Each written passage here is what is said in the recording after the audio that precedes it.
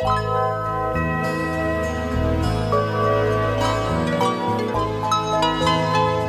saja sih yang bisa sombong itu, Mas? Jadi gini, orang itu dari punya sepeda terus punya motor, dia mulai muncul kesombongan.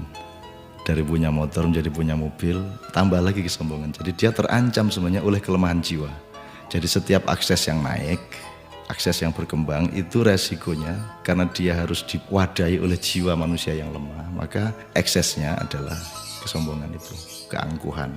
Jadi singkat kata, makin kita kaya, makin terancam untuk hancur oleh kesombongan. Dan ini bukan hanya soal kaya, makin pinter juga biasanya makin sombong, Mas. Jadi ada yang namanya kesombongan feodal, itu untuk orang-orang kaya. Ada kesombongan kuasa, itu orang tuh makin berkuasa makin sombong, makin tidak tahu bagaimana berdiri sejajar dan dengan orang lain. Jadi kekuasaan menciptakan kesombongan, kekayaan menciptakan kesombongan. Dan saya ingin mengatakan poin yang sebenarnya bukan itu. Kepandaian juga sangat berbahaya untuk memunculkan kesombongan kita. Dalam bahasa populer kita sebut keangkuhan intelektual.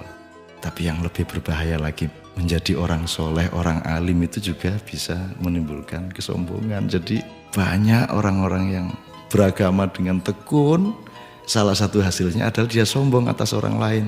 Diam-diam selalu merasa lebih hebat dari orang lain, lebih masuk surga daripada orang lain, lebih diterima Allah oleh orang lain.